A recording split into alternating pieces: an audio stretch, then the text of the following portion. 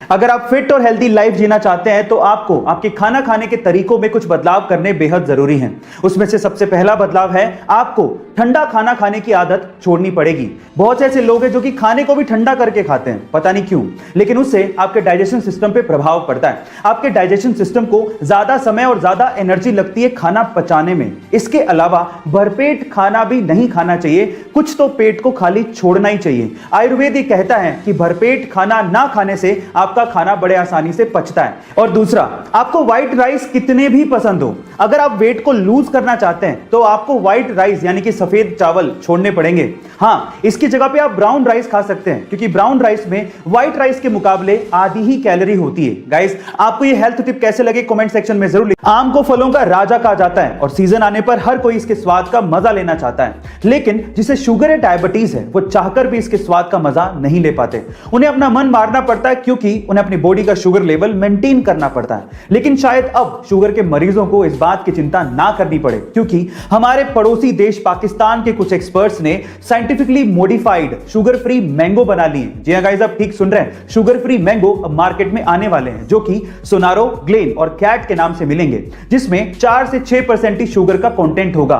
तो अब शायद शुगर के मरीज आम का मजा ले पाए। गाइस, क्या आपको इसके पहले तक इफेक्ट पता था? और अगर नहीं पता था तो कमेंट सेक्शन में जरूर लिखिएगा। इंग्लिश में ऐसे बहुत से वर्ड्स हैं जिनके बारे में हमें अच्छे से पता नहीं होता, इसी वजह से हम उन्हें गलत तरीके से इस्तेमाल करते हैं। उन्हीं में से 2 वर्ड्स हैं पॉइजनस एंड वेनमस। गाइस, मान लीजिए कि आपने कोई ऐसी चीज खाई है या फिर ऐसा कोई एनिमल खाया है जो कि जहरीला है, जिसकी वजह से आपकी मौत हो गई है। इन दैट केस वो चीज या फिर वो एनिमल आपके लिए है पॉइजनस।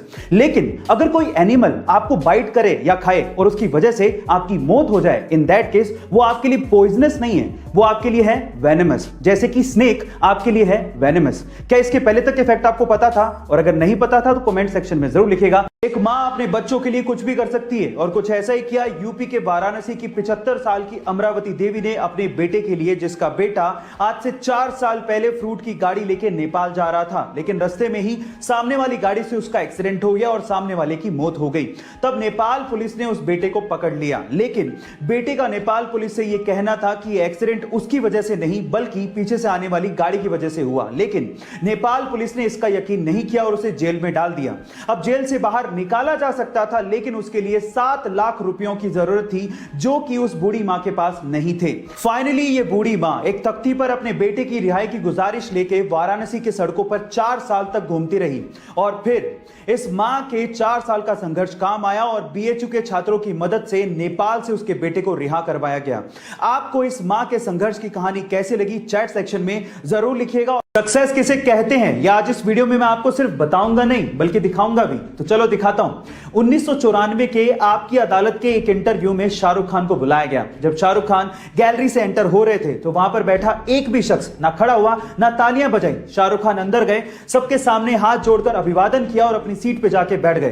तो वहां के लोग कुछ इस तरह से रिएक्ट कर रहे थे, ना जाने किसको बुला लिया हो। लेकिन 21 साल बाद साल 2015 में जब शाहरुख खान को आपकी अदालत के इंटरव्यू में दोबारा बुलाया गया तो दीवानगी का आलम कुछ अलग लेवल पे था। लोग खड़े हुए, सीटियां बजाई, तालियां बजाई और शाहरुख खान का अभिवादन किया।